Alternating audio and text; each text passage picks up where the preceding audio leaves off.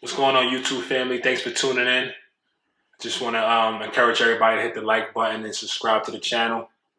Also, set up your notifications so every time we drop some new content, you will be reminded. This is a little story time. Just want to tell everybody what I've been through these past couple weeks, actually. About a month now. I decided to step away from my full-time job. How did I get to this point? There's a lot of sacrificing over the years. Staying away from the consumerism world that America presents to us, a lot of scaling back. A lot of people could look at it like I was dumbing down my lifestyle, or I was taking a lot of things for myself, like like putting a hindrance on myself. It wasn't really that. I just kind of shift my focus as I got older, and I wasn't really worried about the things that I was worried about as a teenager in my adult life. My main concern was, as long as my family was happy, as long as my kids was good, as far as all the items and the materialistic stuff, kind of took myself away from that, didn't want nothing to do with it. Making those sacrifices over the years put me in a situation where I had built up enough assets that where my assets can take care of my monthly expenses.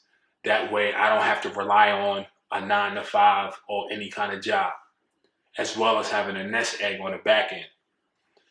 To be in this position now, it feels really surreal. It's like a dream come true because I prayed for this. I prayed to have the time. Um, this was part of my goals. I didn't think it would come this soon. I know sometimes they say you can have plans, but God has the last say so. I had this plan for this to happen, but I didn't know when it was going to happen. I kind of felt like it would be happening soon, but maybe like 3 years from now, possibly. But the reason why I made the decision to leave now because it was on my heart. It was on my spirit. And I was questioning my spirit at times like, hey, should I leave my job now? I'm not ready. What about health insurance? That's like a number one thing they try to like dangle in front of you like for a carrot is the health insurance. And they try to like dangle raises and, reaching top pay as a UPS driver. They didn't really take it out my check. Insurance was free for us. So that was a plus.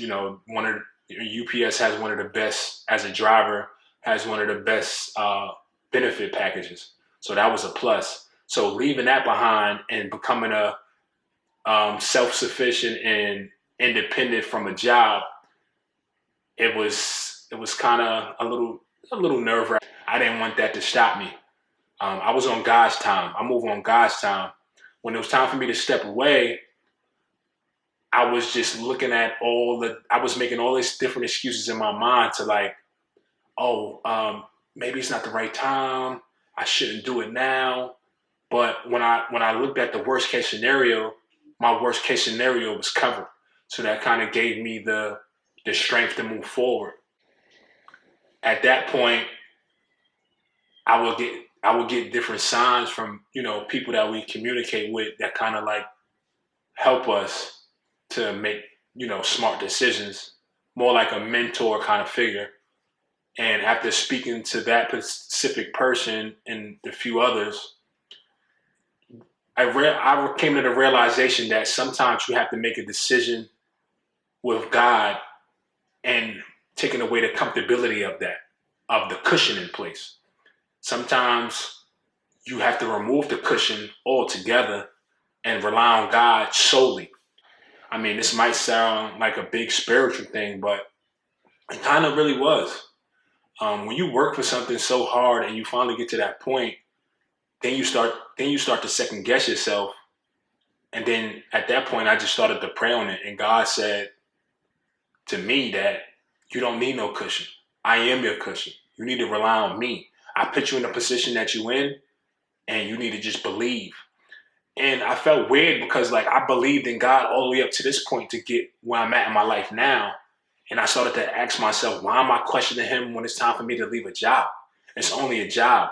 You know, you built up your assets to get to this point. You in a great position from a financial standpoint. You have health insurance. Your kids are great. So I just had to ask myself, if I believe God up until this point in my life with a great job, with great benefits, why I can't believe in God moving forward from this?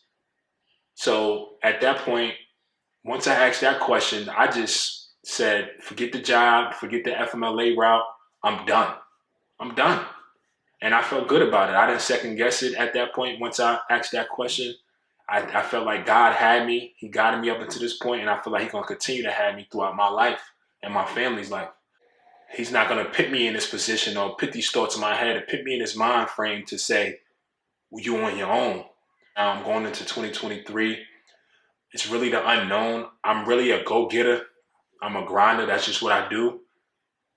But at this point, I'm not putting no pressure on myself on the next steps. I'm exploring all options. I'm really a real estate guy, so I love real estate. I love having rental property. I love everything about real estate. I'm not the sharpest knife in the drawer. I'm not the smartest.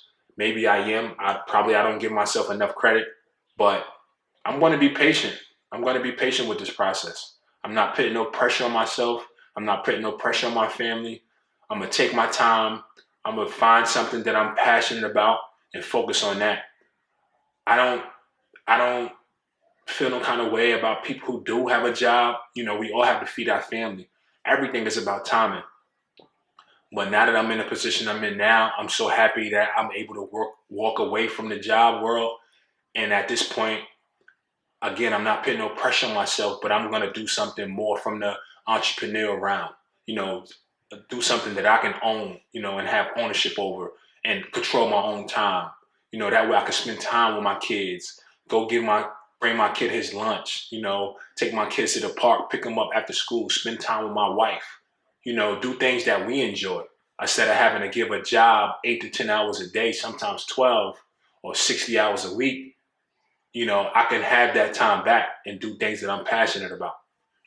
2023 is going to be a great year. It's the unknown. I just hope God, you know, give me the spirit to play these cards right.